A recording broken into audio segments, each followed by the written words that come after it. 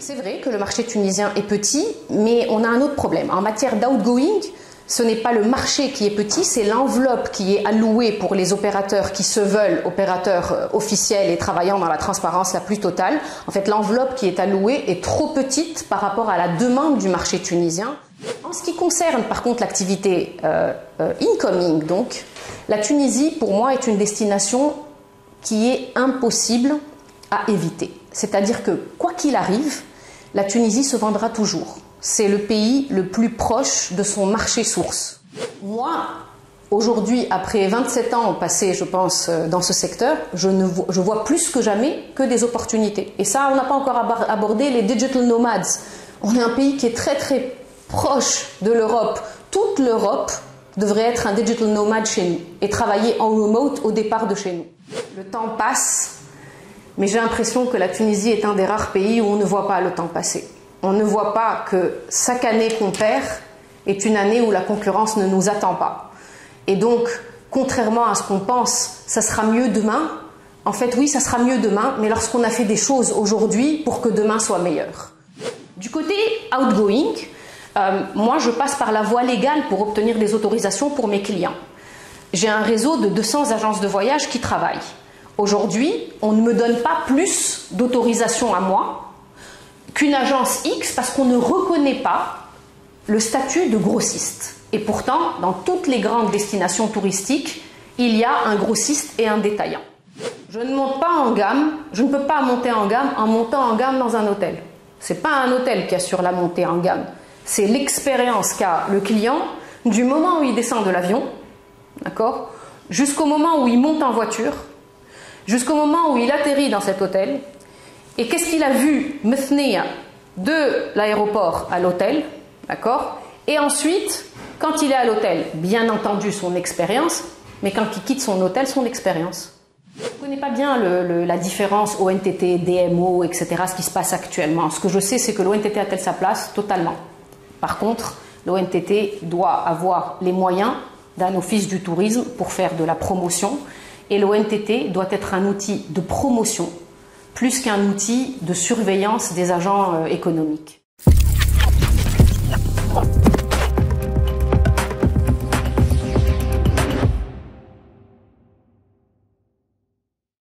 Bonjour, Nedel Rosi, directrice générale Select Travel & Tour et ex-JDET. Select Travel & Tour, c'est une agence de voyage tunisienne qui a été créée en 1989, qui pendant des années a été une agence de voyage classique, ce qu'on appelle un handling agent, c'est-à-dire une agence de voyage avec un matériel roulant et des bureaux un peu à travers la République, donc Hammamet, Sousa, Jerba, Tunis, et qui avait des contrats avec des tours opérateurs qui leur permettaient de recevoir et de s'occuper de clients de ces tours opérateurs en Tunisie. C'est le modèle, et puis nous avons aussi une activité de billetterie. Ce modèle d'agence de voyage, c'est celui que nous avons eu jusqu'au début des années 2000, et là, on a réalisé ce qu'on appelle aujourd'hui un pivot. On a pivoté vers une autre activité qui est celle de grossiste. Alors, un grossiste ou un wholesaler, ce n'est pas quelqu'un qui vend du tourisme à la rue de la Commission.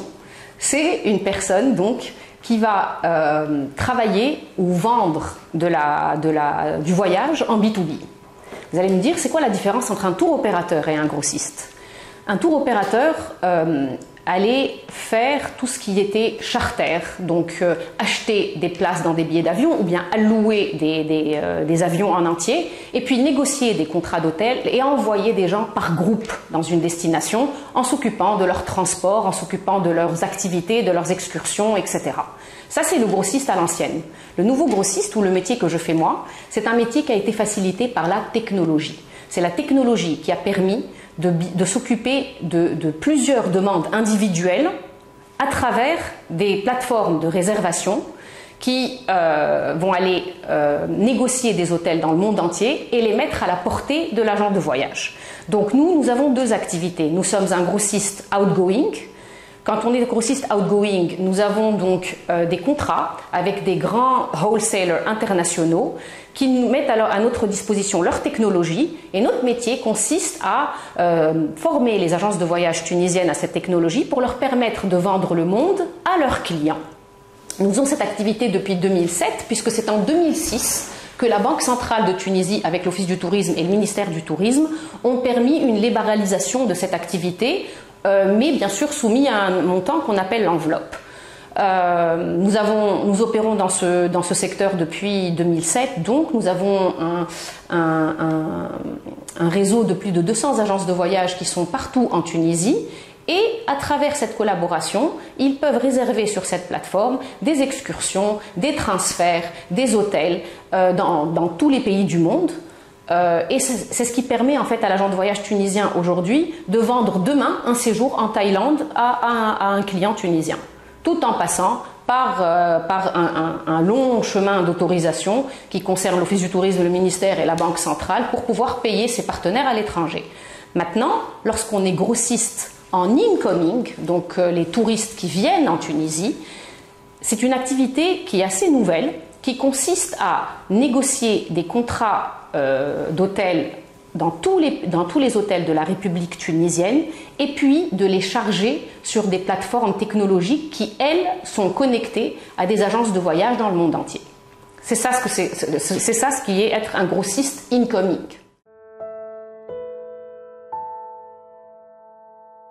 Je pense que c'est bien dans ce métier où on est plus en cooptation qu'en compétition. Qu'est-ce que ça veut dire?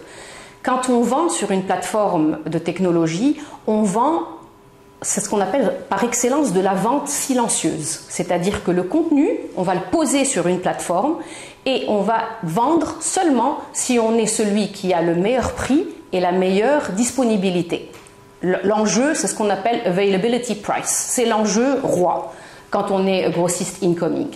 Mais en même temps, aujourd'hui, vous savez, les technologies permettent un petit peu de récupérer du contenu aussi chez les autres et de les pousser vers des partenaires internationaux. Donc nos concurrents sont aussi nos partenaires. Ils sont fournisseurs, ils sont concurrents. On est vraiment dans une belle dynamique où on doit reconnaître que sur un contenu de 300 hôtels, on ne peut pas être le meilleur partout. Donc nous allons vendre notre contenu lorsque on est les meilleurs en dispo ou en prix, et nous allons vendre le contenu des autres lorsque c'est le leur qui est le meilleur.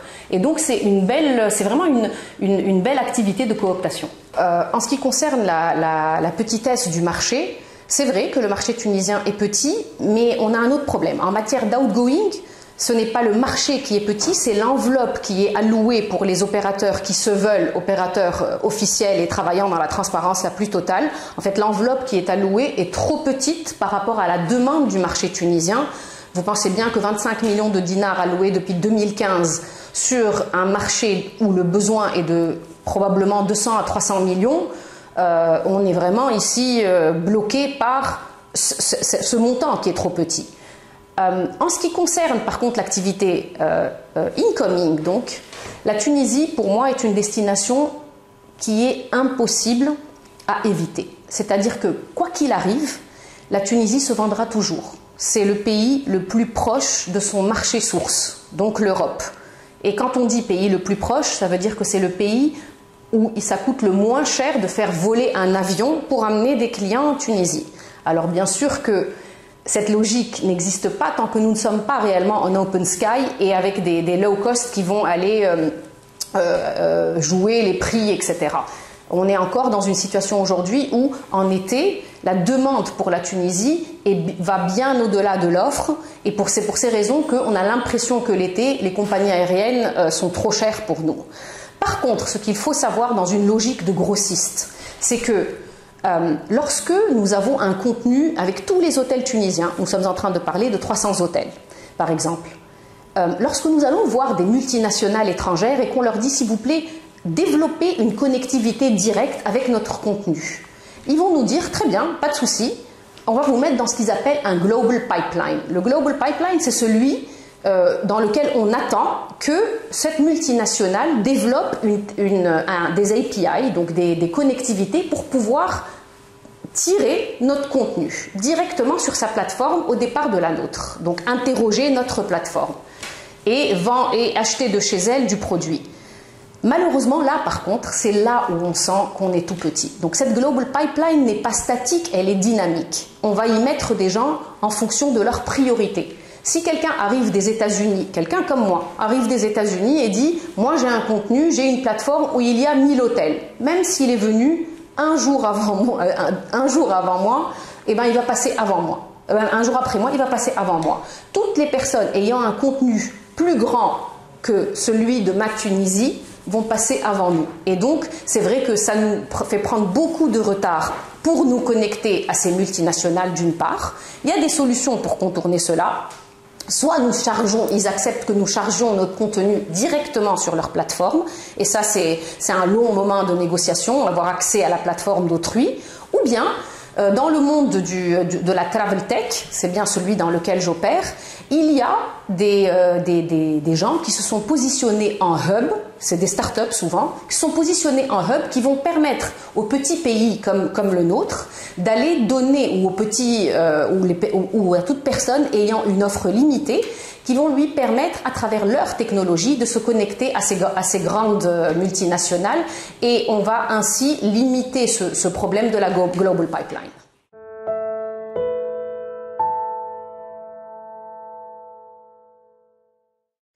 La force première de la Tunisie, ça restera sa proximité et son climat. D'accord, on est dans un climat méditerranéen, c'est le meilleur climat au monde, le climat méditerranéen. Il sera toujours recherché pour cet aspect 4 saisons, pour cet aspect ensoleillé, notamment dans notre cas, puisque c'est le sud de la Méditerranée. Et la proximité, on en a déjà parlé. Ce sont ces deux premiers facteurs. Après viennent d'autres facteurs. La Tunisie a une tradition touristique. C'est un pays qui s'est forgé au tourisme depuis les années 50, donc lors des 30 Glorieuses. Donc on ne peut pas dire qu'on va apprendre le tourisme. On est un pays qui connaît tout du tourisme, mais il est vrai que nous avons nos limites sur ce qu'on doit faire pour être une meilleure destination touristique aujourd'hui. D'abord, il y a une faiblesse qui n'est pas propre à la Tunisie, elle est propre au secteur. Je pense que le secteur du tourisme est un secteur qui est basé sur le service, donc sur l'humain. Or, il a du mal aujourd'hui à être attractif. Et ça, si on n'arrive pas à être attractif pour la ressource humaine, et notamment la jeune ressource humaine, si on n'arrive pas à être perçu comme un secteur qui est attirant, on va avoir du mal à donner du service aux gens. Ça, c'est une énorme menace, je dirais. C'est pas une faiblesse. Maintenant, en ce qui concerne les faiblesses, eh ben, je crois que la faiblesse de la Tunisie aujourd'hui, c'est qu'on a du mal à voir clairement qui nous avons envie d'être. Donc, on veut se positionner comme étant une destination attractive, mais des fois, on a du mal à mettre en place les mécanismes qui vont faire de nous cette destination attractive. On se positionne tantôt en tant que destination familiale, et là c'est vrai qu'on a un produit all-inclusive assez élaboré, etc. pour vendre du familial, mais en même temps après on se plaint parce que quand on est en all-inclusive, on a un petit peu de mal à voir ce concept d'un tourisme équitable qui profite à toutes les populations autour. Ensuite, on voudrait être une population qui attire une niche un peu plus jeune, un peu plus aisée. Mais ces niches jeunes et aisées viennent ici pour faire la fête. Or, en Tunisie, il y a une énorme limite en matière de licence d'alcool, comme nous savons tous. Et donc, le problème, c'est que nous n'arrivons pas à suivre ou à faire ce que font de nouvelles destinations telles que Marrakech, telles que la Croatie, telles qu'aujourd'hui même l'Albanie.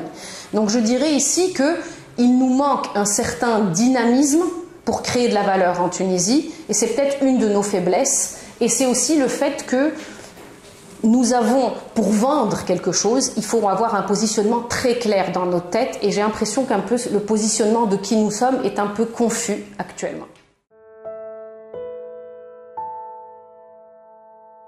Pour une destination comme la Tunisie, il n'y a que des opportunités. Si on prend la niche fête, etc., donc tous ces gens qui vont dans les festivals de musique, etc., si vous êtes en Tunisie aujourd'hui, si vous regardez un petit peu où sont les jeunes n'ont pas attendu, ils le font pour les Tunisiens, des festivals comme Gravity, comme d'autres, qui le font un petit peu partout. On est déjà là et on a prouvé qu'on sait faire. En matière de durabilité, Il y a beaucoup de programmes et de financement d'activités, que ce soit dans l'artisanat, dans des routes niches, dans du trek, tout ça a été développé déjà en Tunisie, en matière de tourisme alternatif, en matière de tourisme en fait troisième âge. Tout ce qu'on peut faire comme EHPAD, comme service offert à des retraités aisés européens, tout ça, ce sont des opportunités. Moi, aujourd'hui, après 27 ans passés, je pense, dans ce secteur, je vois plus que jamais que des opportunités. Et ça, on n'a pas encore abordé les digital nomads. On est un pays qui est très très proche de l'Europe. Toute l'Europe devrait être un digital nomad chez nous et travailler en remote au départ de chez nous.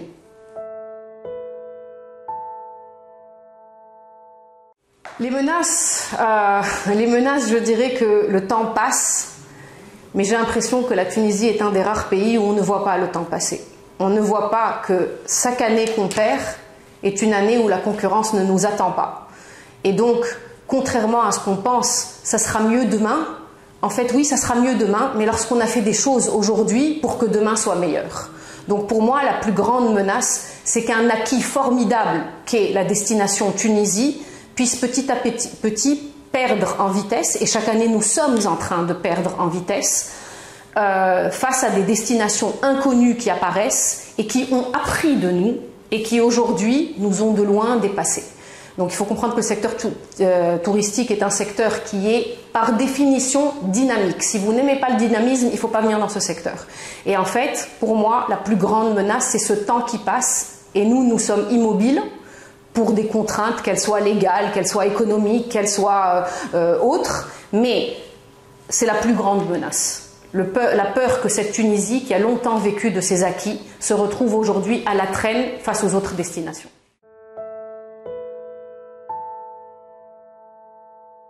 Je ne crois pas du tout que la Tunisie soit à la traîne en matière de dématérialisation ou que le cadre légal ne permette pas la dématérialisation. Donc là, je vais revenir vers mon activité à moi, qui est celle du grossiste ou du wholesaler. En fait, comme souvent, l'innovation n'attend pas le cadre légal. L'innovation, quand elle doit avoir lieu, elle a lieu par-delà le cadre légal. Il n'y a rien de nouveau ici. Nous sommes en train de vendre la Tunisie, ce que ma raison sociale, dans mes documents légaux, je suis une agence de voyage, je dois promouvoir la Tunisie et vendre la Tunisie. C'est exactement ce que je suis en train de faire. Par contre, comment je vends la Tunisie, donc d'une manière dématérialisée, c'est ça qui va changer. Et ça a changé tout en gardant le même cadre légal. Donc je ne pense pas qu'on soit à la traîne.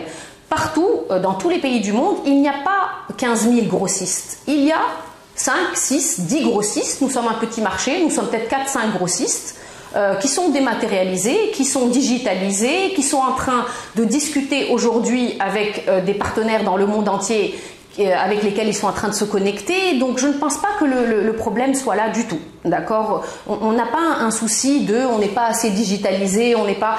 Les grossistes qui existent en Tunisie, qui sont des agences de voyage, qui sont des entités qui travaillent depuis des années, ont bien suivi le mouvement sans avoir besoin qu'on change la loi pour eux. Là où le problème par contre se pose, c'est les moyens mis à la disposition de ces entités qui sont les grossistes en Tunisie. D'accord ? Aujourd'hui, on ne reconnaît pas en Tunisie un statut de grossiste d'une agence de voyage. Donc, je vais vous donner l'impact de ça du côté incoming et outgoing. D'accord ? Du côté outgoing, moi, je passe par la voie légale pour obtenir des autorisations pour mes clients. J'ai un réseau de 200 agences de voyage qui travaillent. Aujourd'hui, on ne me donne pas plus d'autorisation à moi qu'une agence X parce qu'on ne reconnaît pas le statut de grossiste. Et pourtant, dans toutes les grandes destinations touristiques, il y a un grossiste et un détaillant. D'accord ? Tout ça, c'est en matière d'outgoing. En matière d'incoming, le problème qui se pose, c'est que nous découvrons de nouvelles contraintes que nous avons et nous n'avons pas d'outils mis à notre disposition pour faire face à ces contraintes. Je sais que tout le monde va me dire « Oh non, vous avez encore parlé de financement, etc. » Mais le nom, the name of the game, c'est avoir les moyens de pouvoir exercer son métier. Aujourd'hui, si je suis un grossiste, j'ai de la technologie, et je vais me connecter à des partenaires. Ces multinationales, lorsqu'elles commencent elles acceptent de prendre notre contenu et elles commencent à nous adresser des requêtes, C'est un petit peu comme si un tsunami technologique venait et il faut avoir des espaces de stockage et des espaces de serveurs énormes avec des coûts énormes pour entretenir ces requêtes technologiques. Les requêtes, c'est simplement un client qui est assis à Londres et qui fait une recherche sur le site web de son agence de voyage, qui elle est connectée à une multinationale, qui elle est connectée à moi, et donc elle va m'adresser, parmi plein d'autres fournisseurs, elle va m'adresser cette requête. Ces requêtes se comptent en millions par jour. Aujourd'hui, pour pouvoir adresser et entretenir toutes ces requêtes, il faut des espaces de stockage. C'est du dématériel, l'espace de stockage. Je ne peux pas aujourd'hui aller voir mon banquier et lui dire « je voudrais un prêt s'il vous plaît pour acheter des espaces de stockage ». Et en fait, nous n'avons pas d'outils qui existent aujourd'hui et qui permettent de financer ce type d'activité. C'est d'autant plus surprenant que ce type d'activité est le tourisme de demain. Donc il faudrait se préparer aujourd'hui à ce type d'outils. D'ailleurs, les banques, je pense qu'aujourd'hui, c'est assez strict en matière de crédit, etc. Les banques ont de l'argent, ne savent pas où le mettre, s'il vous plaît. Aidez-nous. Aidez-nous à avoir des outils qui sont des outils donc de la mésofinance pour pouvoir agrandir ou développer nos activités de grossistes sans avoir à donner la maison de mon père, de ma grand-mère et de mon oncle.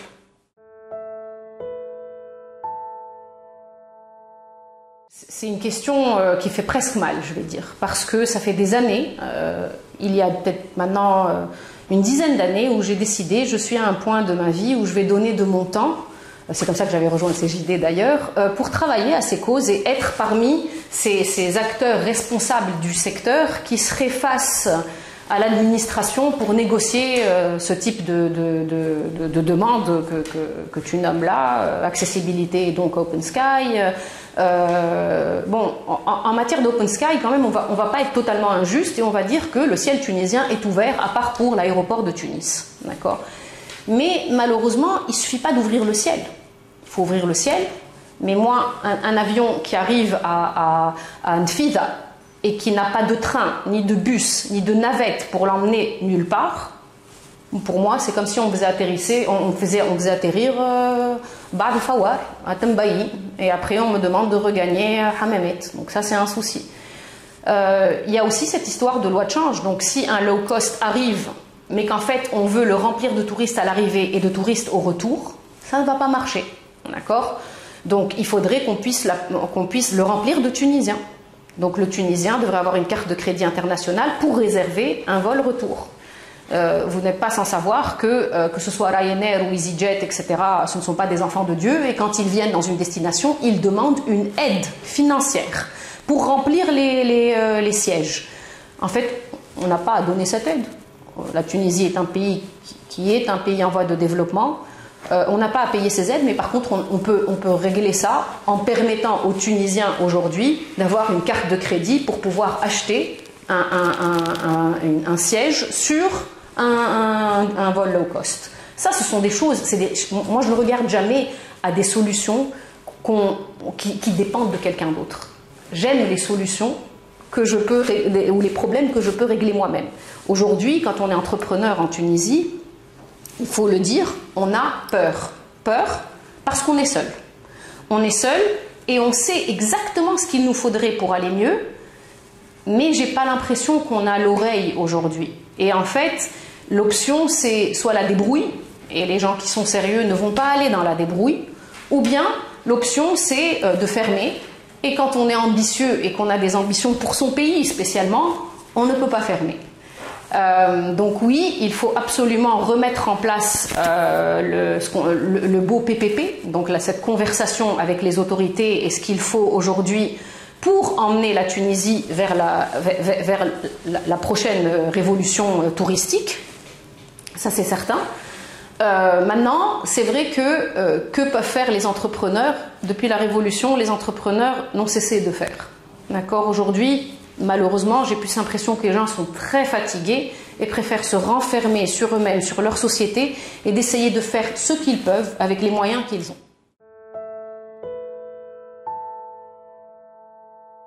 La montée en gamme n'est pas du tout ici à discuter. Bien sûr, monter en gamme égale avoir de meilleurs revenus. D'accord? Mais aujourd'hui, qu'on soit très sincères les uns avec les autres, ce n'est pas parce qu'on n'est pas digitalisé qu'on n'est pas monté de gamme. D'accord? Monter en gamme veut dire réfléchir réellement à chaque niveau de la chaîne de valeur d'un client qui arrive en Tunisie. Je monte en gamme. Je ne monte pas en gamme, je ne peux pas monter en gamme en montant en gamme dans un hôtel. Ce n'est pas un hôtel qui assure la montée en gamme. C'est l'expérience qu'a le client du moment où il descend de l'avion, d'accord, jusqu'au moment où il monte en voiture, jusqu'au moment où il atterrit dans cet hôtel. Et qu'est-ce qu'il a vu de l'aéroport à l'hôtel, d'accord? Et ensuite, quand il est à l'hôtel, bien entendu son expérience, mais quand il quitte son hôtel, son expérience. Et la montée en gamme, c'est en ça qu'elle ne pourra jamais se faire si nous n'allons pas de manière transversale, nationalement, pour cette montée en gamme. Alors, autant un étranger qui a les moyens et qui vient dans une destination comme la Tunisie va aller pardonner la pauvreté ou le manque de moyens, d'accord? Il aura un peu plus de mal à pardonner la saleté. Il aura un peu plus de mal à attendre dans une queue dans un aéroport pendant 1 heure pendant qu'il fait très très chaud. Il aura plus de mal à comprendre les procédures que nous offrons. Il aura plus de mal à payer un service de salon Prime et à se rendre compte aujourd'hui que ce salon Prime à l'aéroport n'a pas de climatisation qui marche. Et donc, comme elle n'a pas de climatisation qui marche, ils ne peuvent pas leur offrir de nourriture, parce que toute la nourriture qui est disposée là-bas, elle est périmée très très rapidement. La montée en gamme, c'est une montée en gamme de chaque maillon dès l'arrivée du touriste. Et c'est surtout pas un touriste qui va attendre pendant 8 heures un avion pour qu'on lui dise ensuite que l'avion est reporté au lendemain. C'est ça la montée en gamme. C'est une montée en gamme de service et elle englobe chaque maillon de la chaîne. Il est inutile à ce niveau ni de demander aux hôteliers d'investir, ni de demander à ces grandes enseignes telles que Four Seasons, etc. de venir. La réalité, encore une fois, et en même temps, c'est pour ça qu'il y a de l'espoir. La solution, elle émane de nous. Nous savons faire en Tunisie. Nous avons le potentiel dans les administrations. Nous avons les cerveaux. Mais nous devons réfléchir à une image. Il faut revenir et se dire, l'image, c'est important. Sans image, on ne fait pas de secteur touristique. On ne peut pas laisser les choses aller et penser que ça va aller, la stratégie, c'est l'espoir. L'espoir, ce n'est pas une stratégie.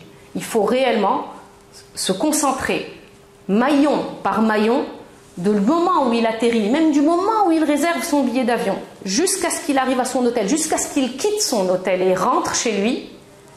Je monte en gamme tous ces maillons-là pour pouvoir monter en gamme. C'est la seule voie.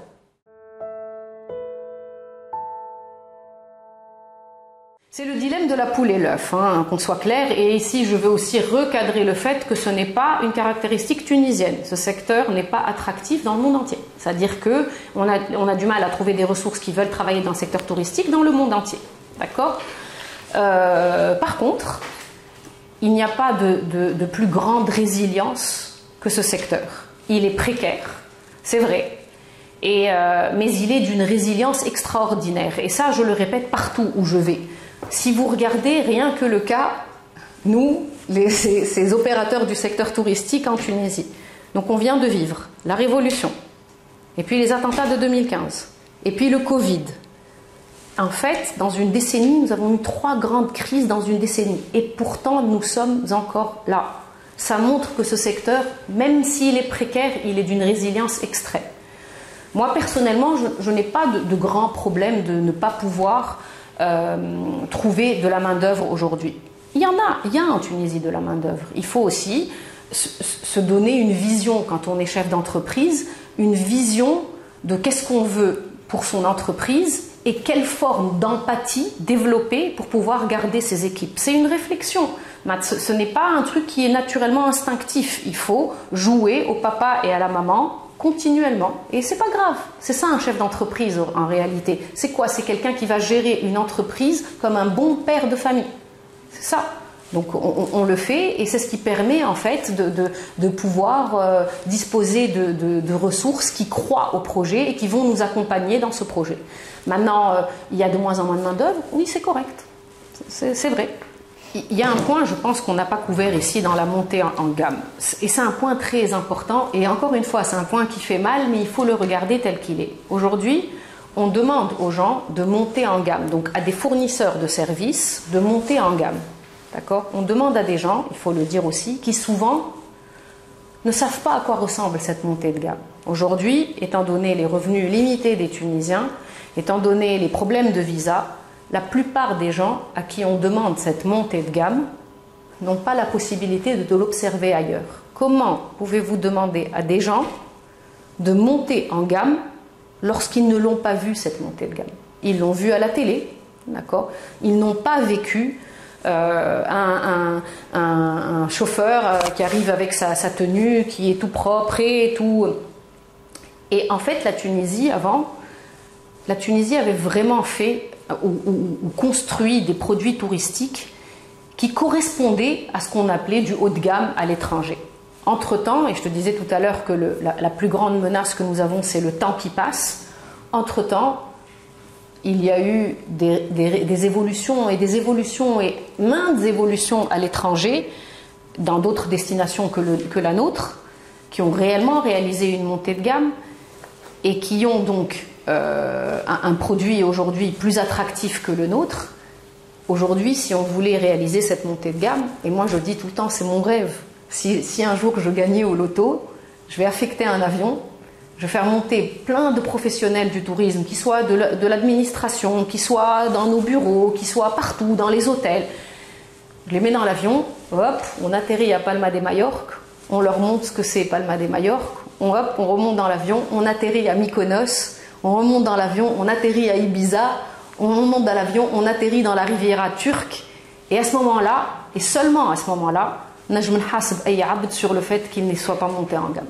Mais aujourd'hui, il y a un point très très triste, c'est que on parle de montée en gamme, et on parle de montée en gamme entre nous, et on a oublié que la plupart des gens qui sont censés délivrer cette montée en gamme ne savent pas de quoi on parle. Et ça, c'est une réalité.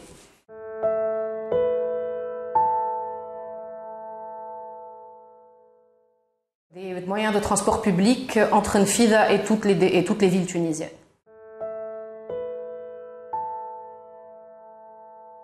Libéralisation.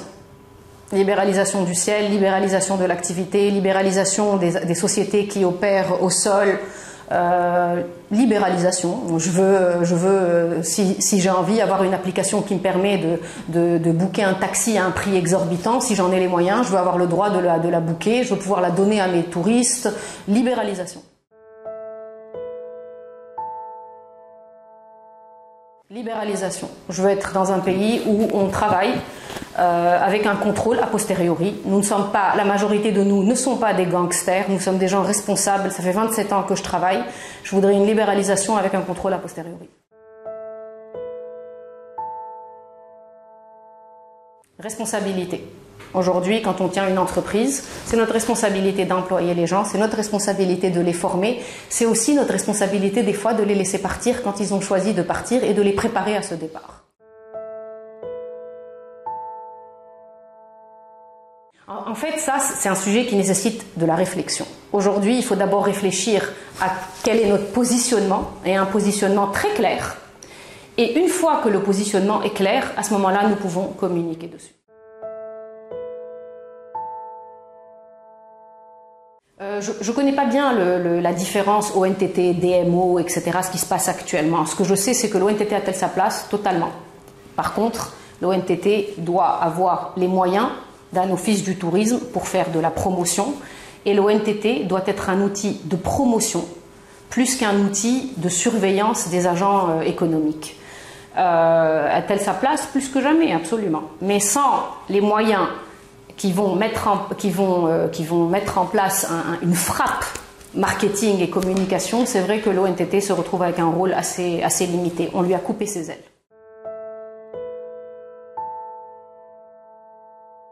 J'ai l'habitude en fait de parler à mes collègues du secteur, de par mes fonctions longtemps tenues à l'AFTAV, en tant que présidente de commission outgoing, mais j'ai aussi l'habitude de parler à mes confrères dans l'hôtellerie.